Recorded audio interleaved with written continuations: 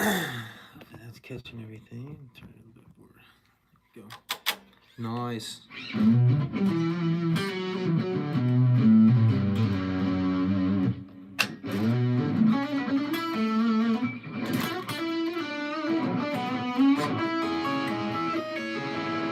Hopefully that's loud enough.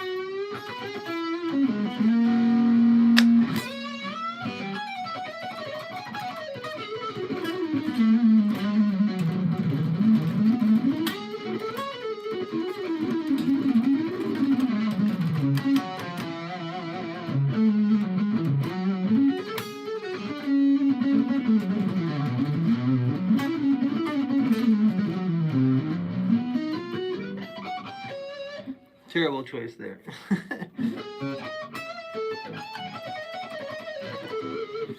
And then another new guitar, but this one's replacing the Kiesel that was on here maybe last week.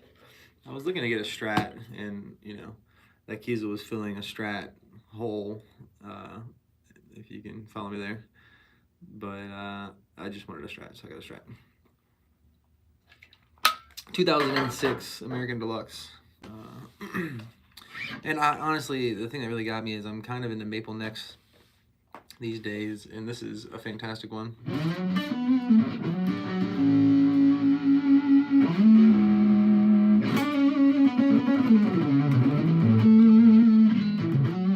I got a lot of changing to do though. I don't know, I'm positive the camera's not gonna make it out, but it's got this like fine gold speck, like sparkle to it,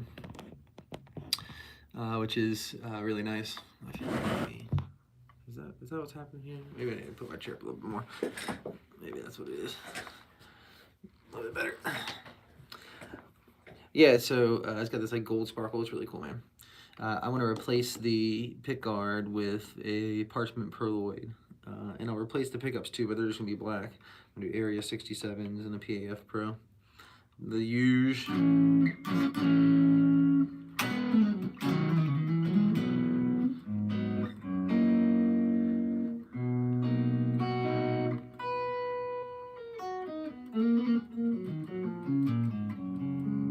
It's so nice, man.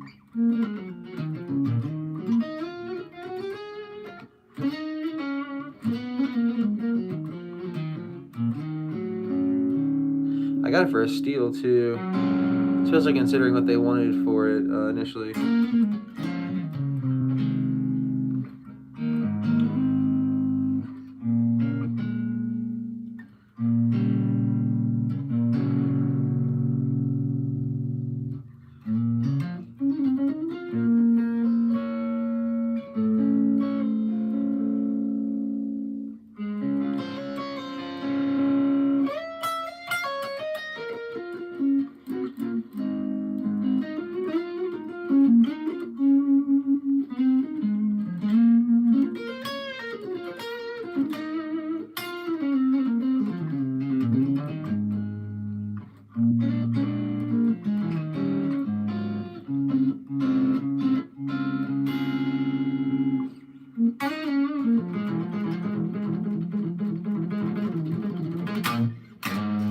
It's really, frankly, it's got worse frets than I thought were gonna be on it. They're totally playable, but they need to be crowned.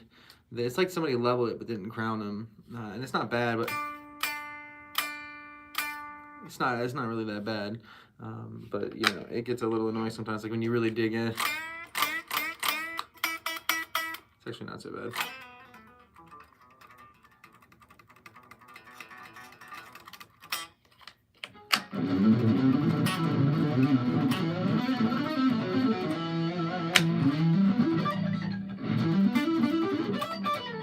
I'm trying to do that a different way in my right hand.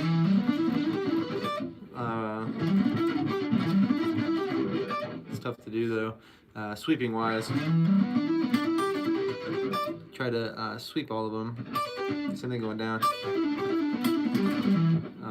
It's difficult because in these situations you feel it's easy to rush, that's how I should say it, because you feel like you're kind of anticipating those next notes because it's an easy motion, right?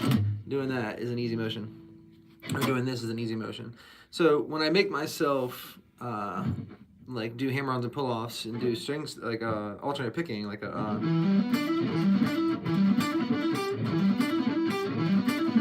generally that's pretty even all over the place.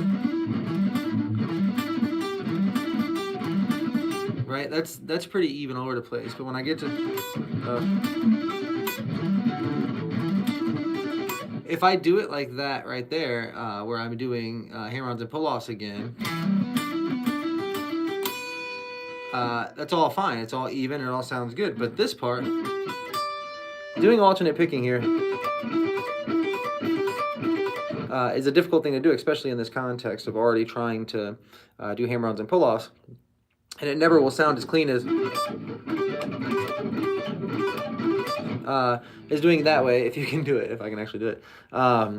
But my point being that it's easy to rush this part, right? It's easy to rush that part right there and turn it into that when it should be, which is much more difficult to do. So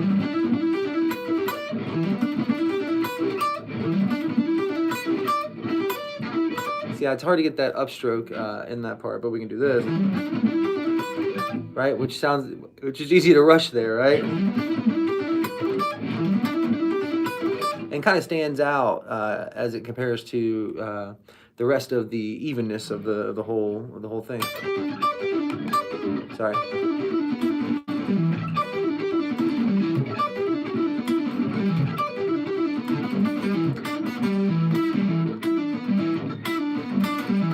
That's a tough part.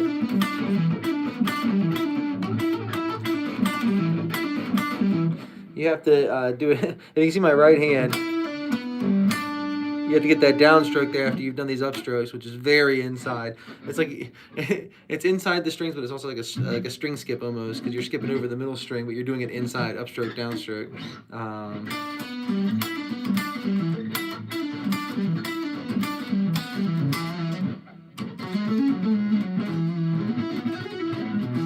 That's a cool little lick to like throw in there, though.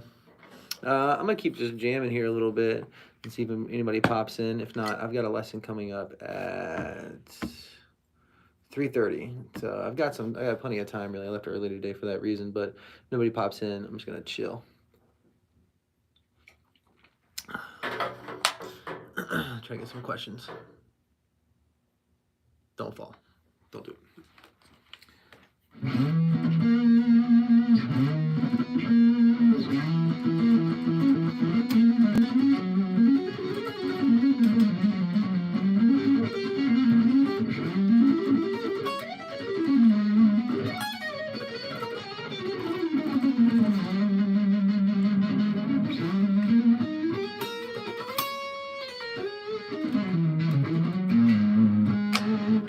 Yeah, but I'm really, really digging this guitar.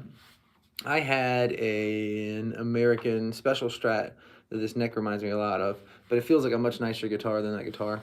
Not that one wasn't nice. That one was definitely a super nice guitar, but this one definitely feels, I don't know, higher quality. And it's definitely, this has been played, I don't know if like, I would say a lot, but there's no like marks of it, but it feels like the neck is kind of smoothed a little bit, which is really nice. And all the edges of the fretboard are pretty rolled, which could happen, which could come from the factory I just don't know about.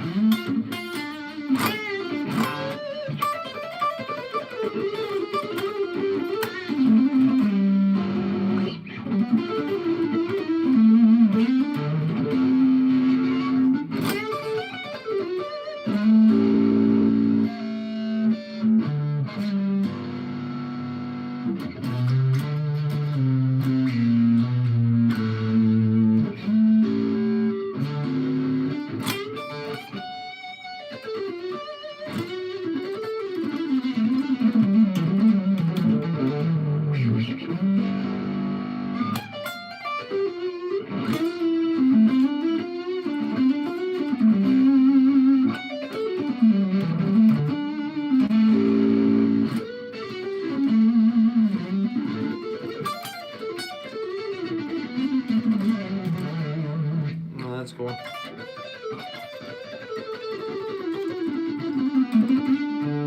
That'd be a cool one to show. I like this lick too because it's you're you're playing what you would kind of play pentatonically, but it's forcing you to do it in a scalar position, a 3 note per string position. So we could do like let's do it in B instead, just a little change of pace.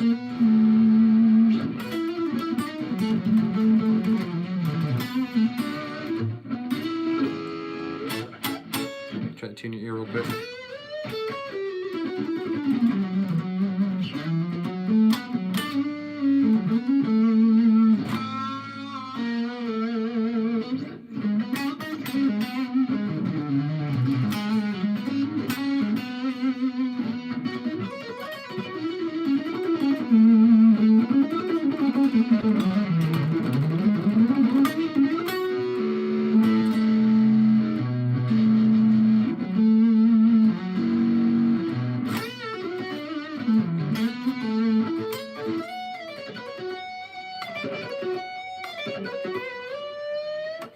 Okay, tuned to B now. I was having a good time. So this is kind of the scale we're playing. It's pretty cool.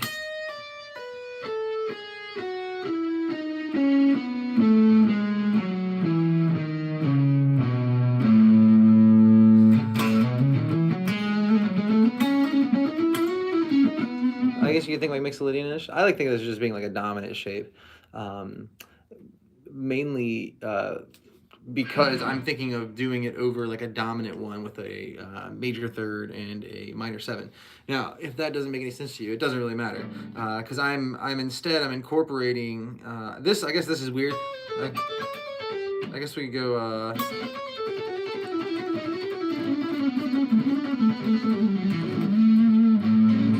Right, but the notes I'm choosing are really just trying to accentuate these two. That note right there is just filling for flavor, really, to be honest with you. That's what it is. So it's a Paul Gilbert like pattern though. Right, and we're doing it over, again, this scale. So right here we're in like a pentatonic thing, right? We're in like a pentatonic thing, but we're gonna stretch up here to get this major third instead of the minor third, right? Which already we're kind of starting to have a different sound than the normal pentatonic, the normal pentatonic thing.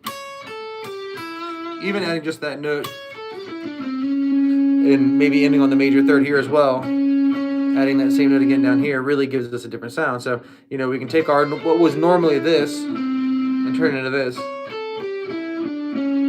right? And if I throw in my minor 7, here, this is my next pentatonic note, my root. I have to grab this root here before I go down to my minor 7, right? You hear this tritone, but it's put in a very happy context. And to me, that is the sound of Mixolydian, or dominant, this dominant sound we're doing here. People argue it can be Lydian too, because there is this same kind of tritone relation there in both of them. But the way we're seeing it here, we're hearing this. I guess we did it in A the whole time. That's funny. I didn't even mean to. We're hearing this as 1, right? And so that means that this is my major third, right? And inevitably this is my minor 7. And if we're going to keep that sort of hat on the whole time, well, then that means that this is my major third, right? That I'm putting in here, and my minor 7 I'm putting in there. I'm putting there's a minor 7 here as well, obviously. Already I'm starting to sound bluesy when I put these extra notes in, right?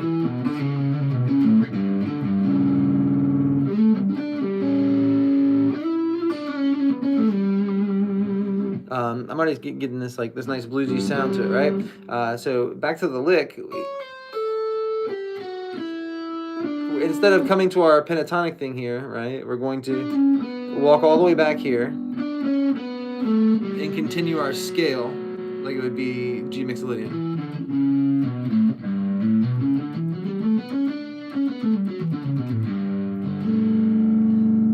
But of course, it's not. It's like we're doing like an A dominant kind of thing here.